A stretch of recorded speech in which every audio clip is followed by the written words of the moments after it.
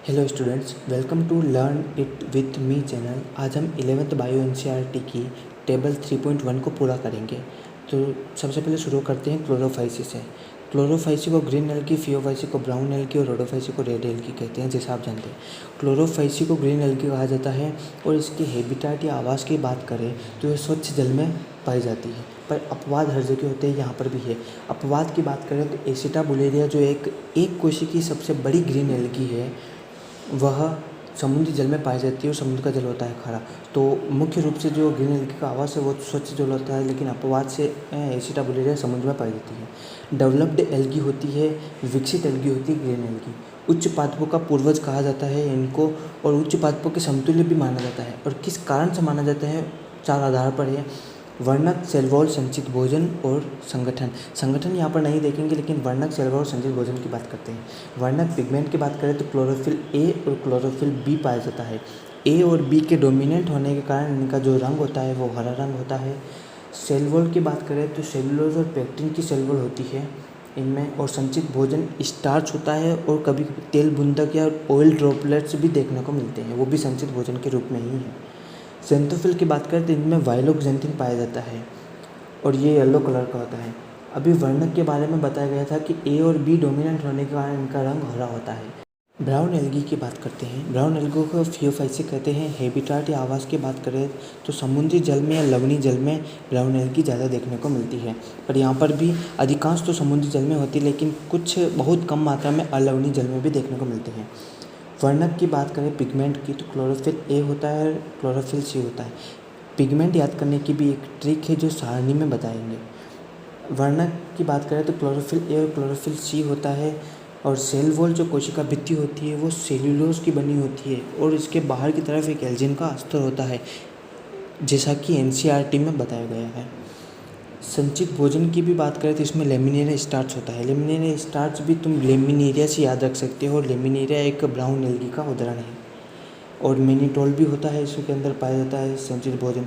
ज़ेंथोफिल की बात करें तो इसमें फ्यूकोजेंथिन होता है जो भूरा रंग होता है। यहाँ पर इस फ्यूकोजेंथिन के कारण है ना ब्राउन एल्गी का रंग भूरा होता है। रेड एल्गी की बात करते हैं। रेड एल्गी को रोडोफाइसी कहते हैं। हैबिटाट या आवास की बात करें तो लवणीय जल में पाई जाती है, समुद्री जल में। यह भी समुद्री जल में पाई जाती है, लेकिन समुद्र के जो गर्म क्षेत्र होता है जहाँ तापमान ज़्यादा अधिक है, टेम्परेचर ज़्यादा हाई है, वहाँ पर रेड एल्गी ज़्यादा देखने को मिलेगी।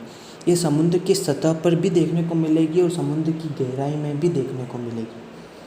पिगमेंट या वर्णक की बात करें तो इसमें क्लोरोफिल ए और क्लोरोफिल डी पाया जाता है।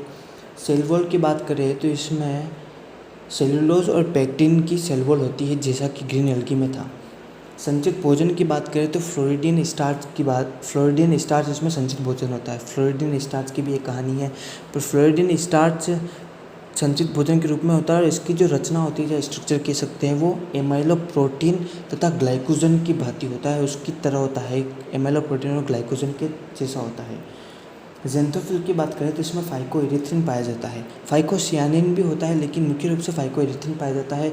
आर फाइकोएरिथ्रिन कहते हैं इसको, और इस आर फाइकोएरिथ्रिन के कारण ही इसका रंग जो होता है ना वो लाल होता है। और एक बात और कि आर फाइकोएरिथ्रिन एक अकेला ऐसा वर्णक है जो यूवी लाइट को एब्जॉर्व करता है, या यूवी किरणें जो पराबैंगनी किरणें होती हैं उनको अवशोषित करता है।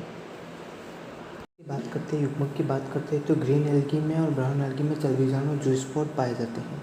ग्रीन एल्गी में चलबीजाणु जूस्पोर के शीर्ष भाग पर, एपिकल भाग पर फ्लैजिला लगी होती है, समान होती है, 2 से 8 हो सकती है और शीर्ष भाग पर लगी होती है। ब्राउन एल्गी की बात करें तो उसमें 2 होती है, वो भी असमान होती है, स्ट्रक्चर में चेंज हो सकती है या कुछ अलग हो सकती है, और पार्श्वी भाग पर लगी होती है, लेटरल भाग पर लगी होती है। और रेड एल्गी में अगर बात करें तो रेड एल्गी में चलबीजाणु ही नहीं होते हैं। जाहिर सी बात है, अगर चलबीजाणु नहीं तो कशाभिका कहाँ से होगी। BGA ब्लू ग्रीन एल्गी, जिसको नीलहरी शैवाल भी कहते हैं, नाम उसका शैवाल है लेकिन वो एक शैवाल नहीं है, वो एक साइनोबैक्टीरिया है, उसमें भी कशाभिका अनुपस्थित होती है। और यह भी बात नहीं है कि हरी शैवाल में अगर चलबीजाणु है तो हरी शैवाल के सभी उदाहरण में चलबीजाणु उपस्थित होंगे। स्पाइरोगायरा जो है ग्रीन एल्गी, उसमें चलबीजाणु अनुपस्थित होते हैं। अब चलबीजाणु नहीं है तो कशाभिका भी अनुपस्थित होगी।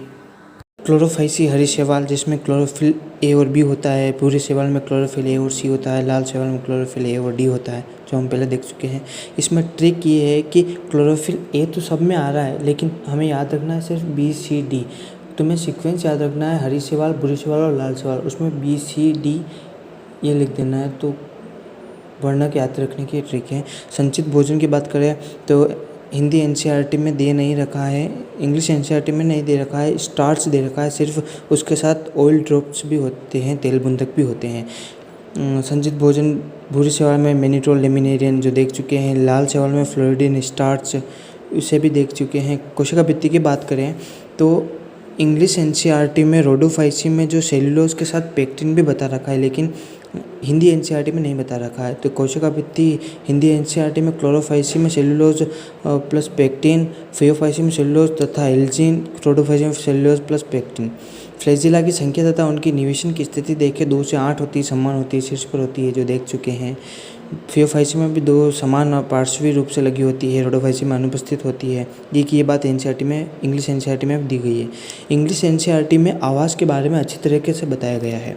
जैसे क्लोरोफाइसी की बात करें तो उसमें फ्रेश वाटर बताया गया है, फिर ब्रेकिश वाटर और बाद में सोल्ट वाटर, मतलब फ्रेश वाटर में ज़्यादा होती है। ब्रेकिश वाटर मतलब कि जो लवणीय है लेकिन समुद्र के जल से कम, समुद्र का जल ज़्यादा लवणीय होता है। ठीक है, फिर बात करते हैं फियोफाइसी की बात करते हैं तो फ्रेश वाटर बाद में लिखा हुआ है रेयर मतलब कि बहुत कम मात्रा में, बहुत ही रेयर रूप से फ्रेश वाटर में पाई जाती है। बाकी ब्रेकिश वाटर है सॉल्ट वाटर में होती है। फिर रोडोफाइसी की बात करें तो फ्रेश वाटर में कुछ मात्रा में पाई जाती है और ब्रेकिश वाटर और सॉल्ट वाटर में मोस्ट ज़्यादा पाई जाती है।